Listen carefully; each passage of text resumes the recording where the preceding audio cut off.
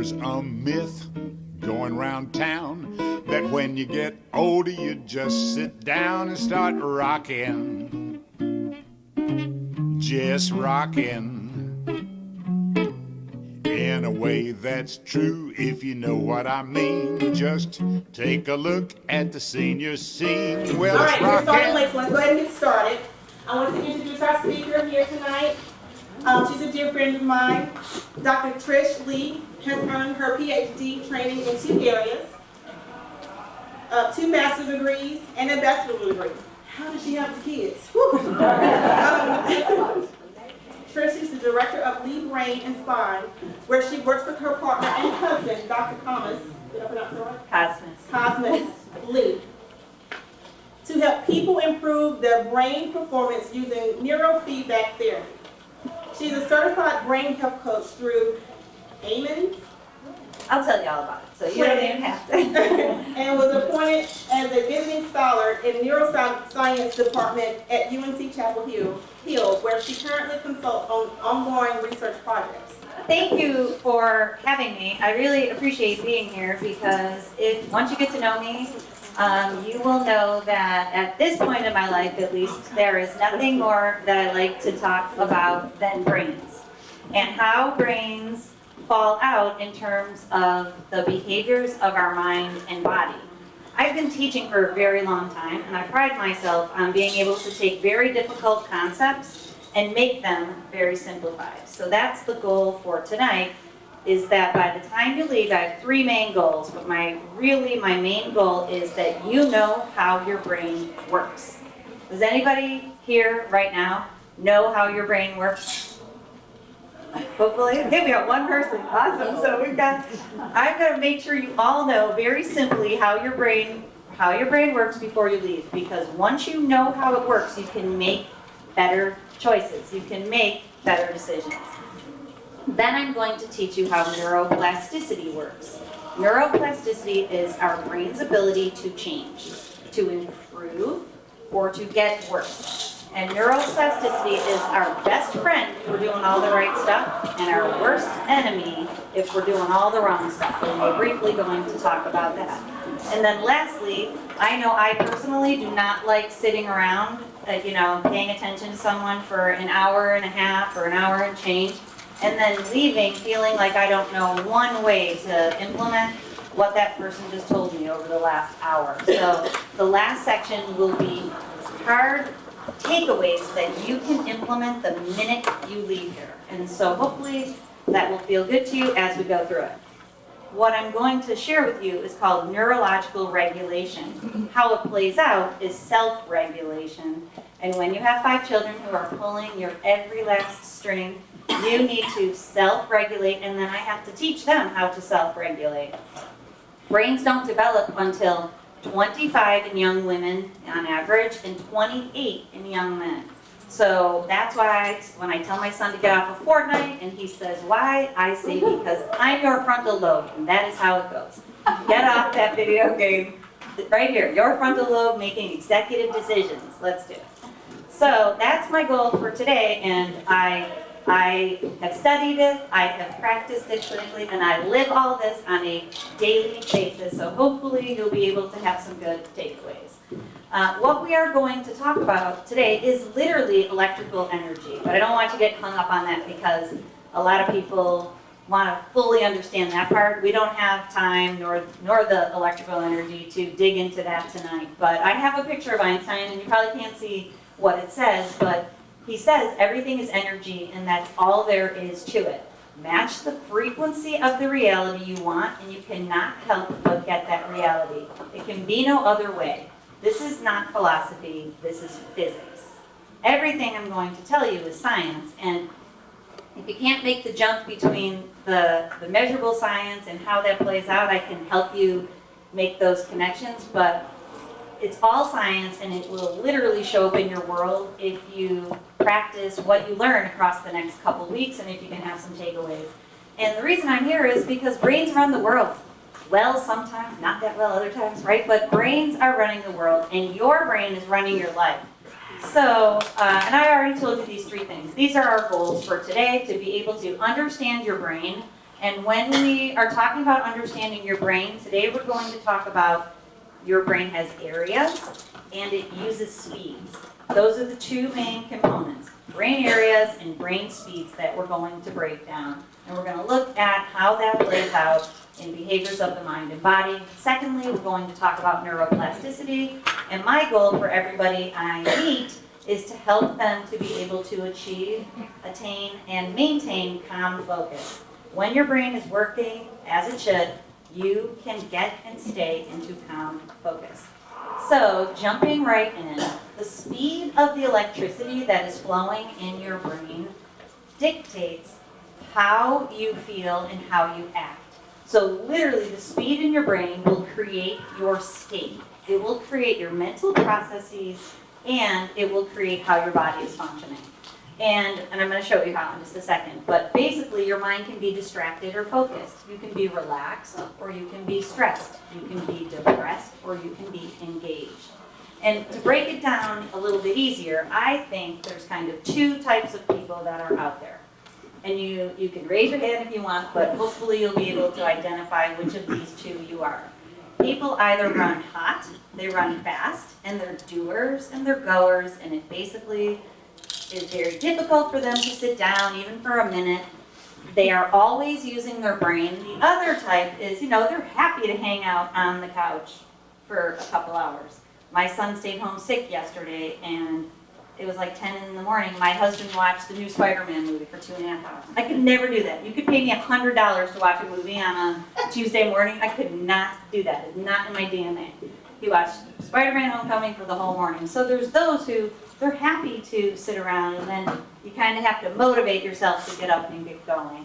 And neither one is good or bad. Trying to come into the middle is actually ideal, but there tends to be, suggestions that I'll give you if you're a person who's running hot, and suggestions if you're a person who could use a little get up and go. So just keeping that in mind, and it has to do with the frequency that your brain runs at most of the time, your operating mode. Okay, so our operating mode is like gears on a bike. And our brain has 5 primary speeds, and our brain should be able to shift in and out of these speeds across our day and across our life. It's called circadian rhythms. So when you are asleep, your brain is going as slow as it can. It goes, and it's hertz, it's cycles per second. It's literally how fast the electrical energy is cycling in your brain. Your brain will go between 1 and 4 hertz, super slow. I call it extra slow speed. It will go that slow when you're asleep. And when you wake up and you're feeling groggy, your brain's going slow. It's about 5 to 7 cycles.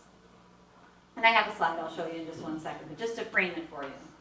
Then when you're calm and focused and you're in the middle, and this is more calm, your brain will go 10 cycles per second.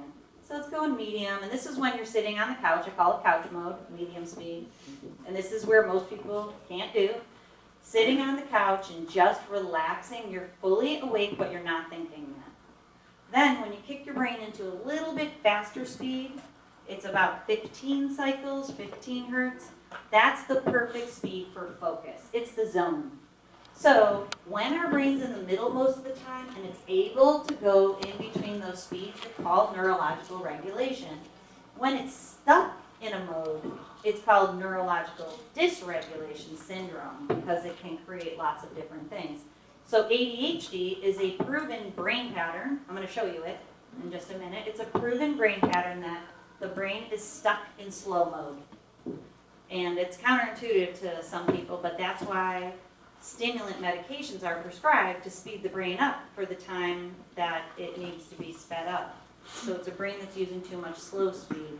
Anxiety is proven to be too much fast speed, and the brain can't come out of that fast mode. It's literally stuck in it. Like the gears on a bike, it's stuck in that gear. Memory and thinking challenges. You know how I was telling you that middle speed, 15 hertz? That calm speed, that medium speed, there is a number basically that gives you optimal functioning. And as that level goes down, people will have memory and thinking challenges. And as it keeps going down, that is a qualifier for the diagnosis for dementia or Alzheimer's. It's literally the brain is going too slow. It's not using that medium speed, it's using too low amount of it. And I'm going to show you what it looks like on a brain map. But what I also want to share on here, and I already said it, but it's going to be very important for you, especially as you keep learning in this series, that it's a two-way street. Your brain creates your behaviors because of the brain pattern, but your behaviors feed back to your brain pattern and can make your brain worse or better. And we'll continue to visit that idea, but it is a two-way street. Okay, so, and I know you can't see this, and it's not intended for you to see it, but it's intended for you to understand the idea behind it, is that neuroscientists have mapped our entire brains. And I'm going to point them all out on my head so you'll be able to see and I'll tell you. But this is an international system. It's called the 10-20 system. And it's the way that brain professionals can speak to each other about what's going on in a person's brain. These are the brain areas that I am telling you about. So up here, each one of these circles, the nose is at the top, and that's the back of the head, and you can see the ears, the left and the right. And the idea is this area right here is the area for attention. So if someone has ADHD or attention difficulties, this area is running too slow. This area in the middle is executive function. It's planning and organization. That's why I tell my kids, calm your frontal lobe, because for them to make good decisions, this area has to be using the perfect speed. This is impulse control and judgment. All social skills are up here too. The whole frontal lobe is social skills. Moving back a little further is the sensory motor cortex, where sensations and motor movements are planned across the middle of the brain. So we work with lots of people who have sensory processing disorders. A big thing that's happening now is called misophonia, where people are sensitive to other people's bodily noises, especially like chewing and things like that. So the sensory motor cortex is not processing environmental stimuli at the right speed. It's processing it too slow, so it's getting hiccups and then symptoms develop. The areas on the side are for auditory processing. We work with people like ringing in the ears, and a lot of people think that comes from your ears. That comes from your brain. You're in the auditory processing areas of your brain, that's where ringing is a hiccup in processing. In the back is verbal processing, and then mathematical. All the kids are into it. They come in and they want us to tune up their math area. It doesn't work that way. But cognitive processing back here, visual processing. So every area of the brain, what those bubbles are the jobs, the skills or abilities that I just shared with you. So we work with people who have a stroke. And people can wrap their minds around stroke. If you have a stroke, a lot of times people can't speak after that. It's because this area for language expression has been knocked offline and it's running too slow. So what we do, and I'm going to show you a few of them, we take what's called a brain map, and we can see how every area of the brain is using speed, like I told you about, which is the coolest technology, I think, which is why I'm excited to share about it. This is an example of what I just showed you about the cycles. So we have slow, medium, and fast energy, extra slow being the very slowest.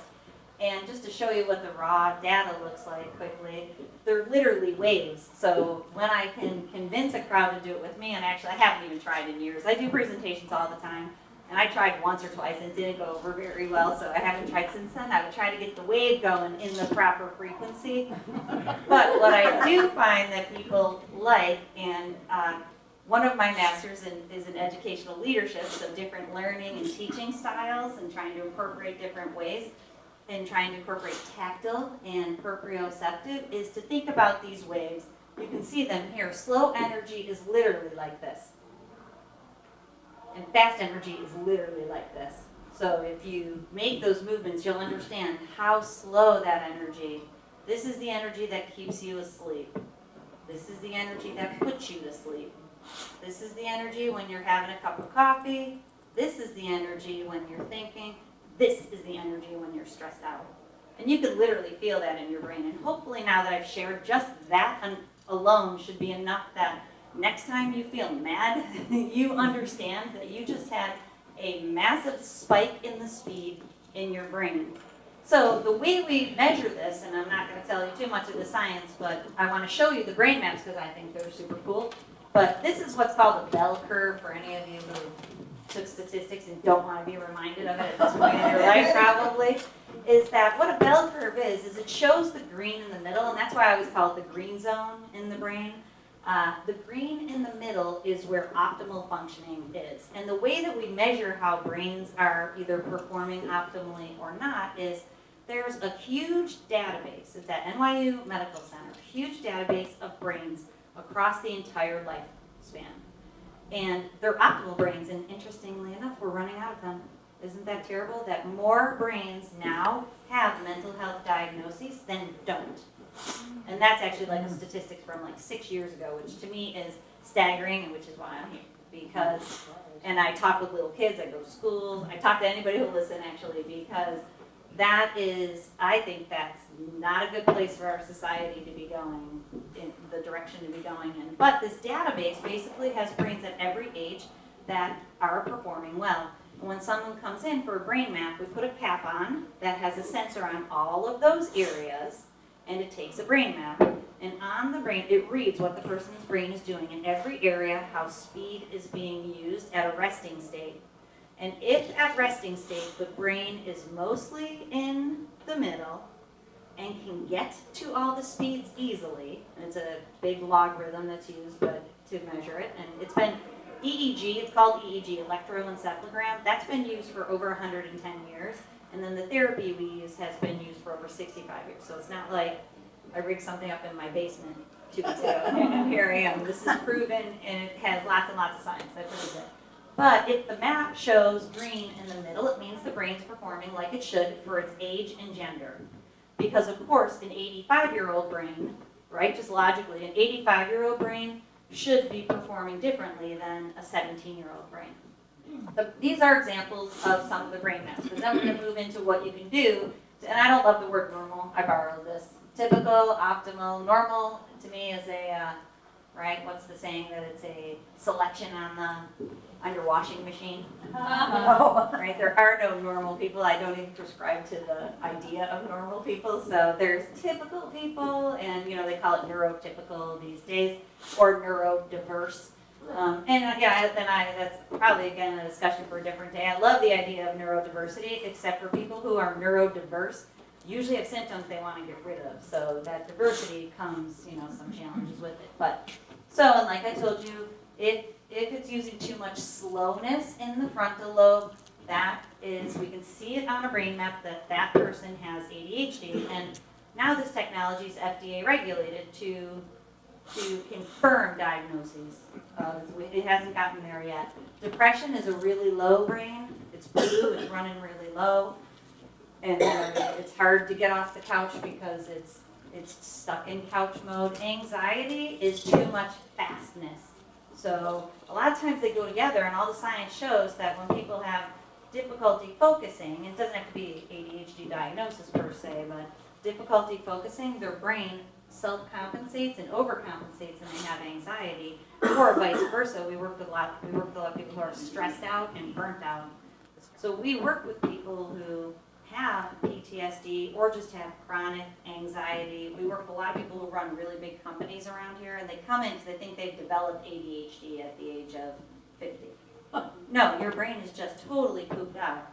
So it's gassing and braking, and then the trifecta is if your brain gasses and brakes for too long, you're totally at risk for it sliding into neutral, and neutral is depression. So a lot of people will go to talk therapies and that for a long time, and then they come into us and their brain's so jammed in gassing and braking, there's no way they could, you know, your brain has to be, like I told you, a brain can't solve problems from this. And that's proven. It's hypervigilant mode. Hypervigilant mode is problem seeking, not problem solving. And there's books on that too. But it's pretty interesting. That's why for us to be able to be healthier and happier, your brain has to be in the middle. So in memory challenges, one more tends to be in the back of the brain. What on a brain map, it looks like blue on the back of the brain where the speed is slowing down too much, too early. So what you want to do, and why this series is here, is to keep your brain at the perfect speed for your age, which is different at every age, but to keep it running at the perfect speed for as long as you possibly can through healthy practices. And then my point, I'm going to share the therapy with you, is if you know you have a problem and your brain is slowing down too fast, there's technology that can speed it back up for you that people just don't even know about. So, okay, so neuroplasticity, moving into like, that's how your brain just works. Everybody feeling okay? Do you have any thoughts or questions about energy and speed and how that works? Because now I'm going to share with you neuroplasticity, which has been in the news in pop science, as they call it, for like the last 10 to 15 years. Actually, the last decade was called the decade of the brain. And you know, like when JFK, it was the decade of space exploration. Lots and lots of funding went to brain research in Obama's administration, and it's still happening. But you know, we are right now really thinking about how the brain works and what we can do to make it work better. Understanding it's our greatest resource, and it's totally your greatest resource, whether you know it or not. But my point about that is neuroplasticity. I remember going to a conference when I was a lot younger and being told that brains are only plastic until the age of 12. And that's what this shows, sort of. This shows a big spike in it's called the critical period of development. So I've already told you brains are proven to not even be done developing until 28. They're most plastic when kids are young. So that's why I started as a preschool teacher, and I still love working with little tiny brains, because if kids have problems, we can rewire their brain pretty, more easily than we can as people grow older and they really entrench these patterns into their brain. But what I wanted to show is that now we know, at that conference I went to, the science wasn't there, and I wasn't looking into the science specifically. Now we know the brain is plastic across the lifespan. It is always plastic. So that's why the suggestions that we'll give to you will work if you take them, because yes, there's a big spike when kids are young, but it never goes flat. You can see how that line goes across, and our brains have been proven to be plastic till they've completely slowed down, till they're no longer working. So we need to take neuroplasticity and we need to make it our best friend. And I'm going to tell you real quickly how it works. It's all scientific, but I'm hopefully going to make it understandable. When a person has a brain pattern, and even if it's just, I've been using the word low grade a lot lately. My son and I looked up synonyms. I can't remember what we came up with. Minuscule, you don't have to have a brain pattern that's really, really off the charts. If you know you run hot, and some ways you know you run hot is what I've already told you. You think all the time, it's difficult for you to sit down. If you have difficulty sleeping, sleep problems is the number one symptom that you run hot. What that means is your brain's up here, and it needs to get here, and it can't even do it in the amount of time that you are giving it to come down. It means it's literally stuck up here if you can't sleep. So you need these suggestions, And the idea is that we can take neuroplasticity and use the suggestions to change it right now. And if you run hot, you can use techniques to fall asleep. And then every time you do that, that's a behavior. Every time you change that behavior, and one is just counting sheep. Good old counting sheep. If you count sheep, what happens? You can't have any other thoughts. You're too busy counting sheep. So as you count sheep, your mind will slow down. It will no longer think about what you're going to do tomorrow. It will no longer worry about what you did today. It will be busy counting sheep. It will slow itself down and you will fall asleep. That's one easy technique. What that does is it literally rewires your brain if you do it every night. And so that little behavior done habitually will literally slow your brain down from this extra fast to eventually fast, and it will help you learn how to sleep. It's called a feedback loop. I don't know if anybody's ever heard of this, but a negative feedback loop, and this is the whole goal in my life right now, is to help people understand they're in a negative feedback loop. Help them to understand there's multiple ways they can get themselves out of the negative feedback loop into a positive feedback loop. And the idea is if you have anything that you don't like going on in your life, any behavior, it's probably coming from your brain. And one of these speeds is causing it. Then you could use a strategy to change that brain pattern and create a positive feedback loop for change using the behaviors two-way street. Okay, so that's how neuroplasticity can be our best friend or our worst enemy. So let's talk about do's and don'ts and things to avoid, things to do, over and underuse of your brain. So if you underuse your brain, start using it. If you overuse your brain, give it a break. And you need to do, that's not rocket science, right? But understanding that you need to do that multiple times throughout your day. So my husband got me this iWatch. Does anybody have an iWatch or anything like it? Fitbit? Yeah, it's the coolest thing ever. When he bought it for me, I'm like, I don't need that. I don't want a watch. It works as a phone. So I can talk to people, which I never do. I don't use my phone at all. So I'm like, I don't need this, but you know what it does? It taps me once an hour to get out of my chair. Gives me a little tap, and when it taps me, I get up every time.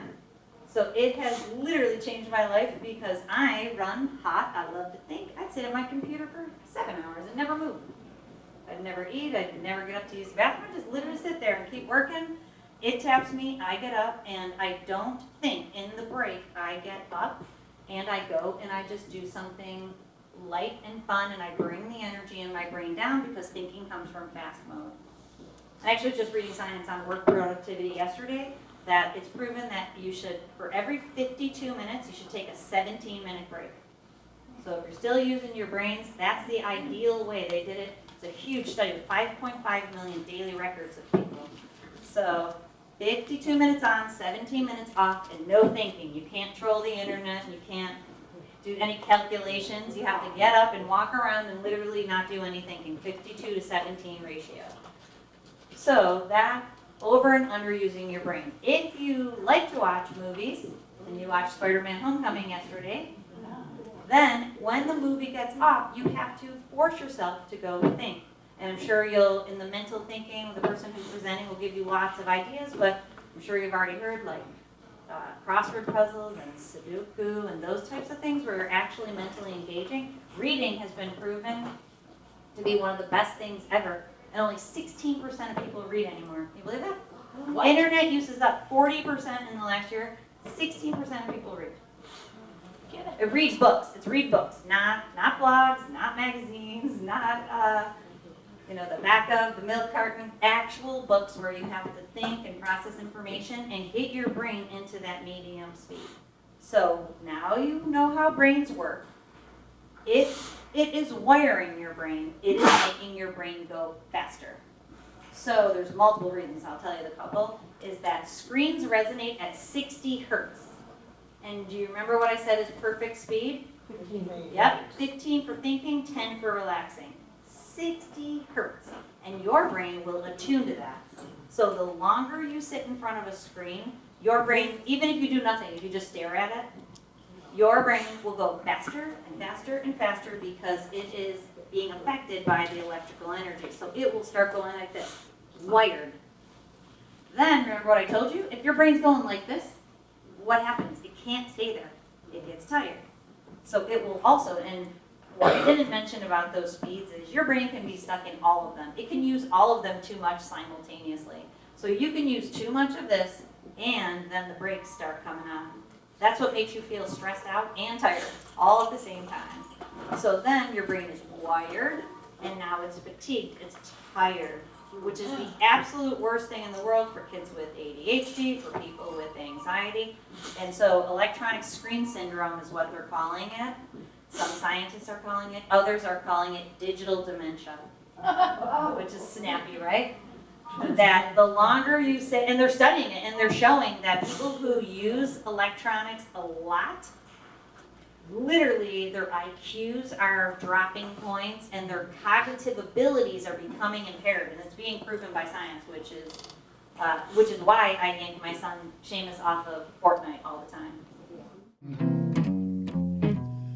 We paid our dues all those years, and it's so nice to be switching gears. It's a grand new century, and it's the senior life, the senior life, the senior life for me.